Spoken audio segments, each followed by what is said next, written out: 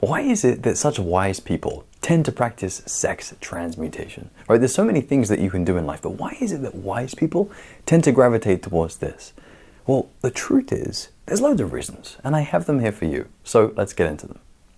Wise people practice sex transmutation because they actually know to do it. They have something within them that pulls them towards the practice. But why? Why does this happen? Well, it happens because a wise person's intuition is strong, and it actually draws them in towards things that raise their consciousness. See, the universe is smart. It's very smart. And when it's working through you as it would a wise person, it knows to guide you towards things that would serve you at high spiritual levels. And so for you, what this means is that when you feel particularly in tune or particularly connected to your inner wisdom, right, that feeling, you will feel a feeling, and it's a subtle intuition. And it says to you, use your sexual energy spiritually. Set high standards for yourself. Don't give away your energy too easily, and be transmuting this. Be transmuting the energy every single day. Now, some people get confused as to, how you transmute. But honestly, if you're doing it properly, most of it is just in the way that you live. It's keeping yourself and your mind absolutely tuned in and locked in to whatever you are doing. But really, it's not just whatever you are doing. You have outlets, powerful outlets, as a way of giving yourself things to put your sexual energy into. Now, this could be meditation, it could be yoga, it could be fitness, deep work, deep concentration, right? It's things that you're doing. So transmuting your sexual energy, it boils down to doing and not lusting. It's redirecting the energy and not releasing the energy. And the wise person, what they've done is they've taught themselves to accept this on a very, very deep level. The next insight is that wise people practice sex transmutation because they have observed that the more you give in to your lower lustful self, the worse that life tends to get. You know when your sexual desire tries to trick you and make you think or act on your lower thoughts or desires? Well, the wise person has this too.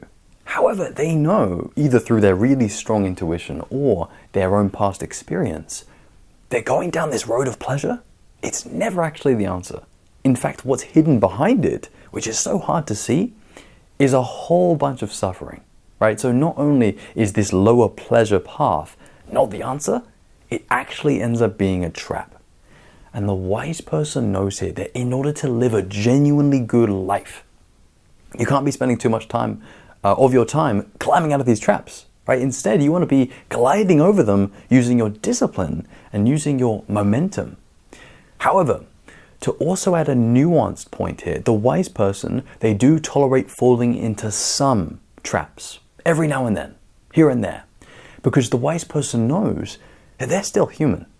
And being human means you forget things. You lose your perspective sometimes, and you might make the wrong call, and that's okay. So we could say that yes, your inner wisdom does guide you towards doing, positive things, like retaining, transmuting, and living spiritually. But also your inner wisdom helps you to understand and accept yourself anytime you fall off the path or are imperfect with your self-discipline. Whatever it is, your inner wisdom, it will help you to accept it and put it into the wider context of your life and your broader human experience. The next insight is that wise people practice sex transmutation because they know to be smart and interpret their energy spiritually and not lustfully. This is all about appreciating how your mind, it acts like a filter, right? And depending on what state of mind you're in, the energy will change in how it feels to you. So when sexual energy is interpreted or filtered by your lower mind, you'll probably find yourself in these kind of lower states. And honestly, these are not very nice places to be. They feel unconscious, they feel animal-like, and it kind of feels like you lost yourself. It's not pleasant. However, when your energy is interpreted with your higher mind or your consciousness, what happens is your energy is seen to be what it really is, and that is divine energy. Because when it comes down to it, there is no question, right? Your energy is spiritual. It just depends on what level of consciousness you are perceiving it in. So to bring back the wise person, what they've done is they've realized this, and then they've committed to living spiritually so that whenever they retain and transmute their energy, it is felt to be what it really is, which is powerful spiritual energy, otherwise known as Ojas Shakti. Our next insight is that wise people practice sex transmutation because they appreciate how enormous and how powerful sexual energy and desire is. They see it in themselves and they say, man, something needs to be done with this, other than just releasing it all the time.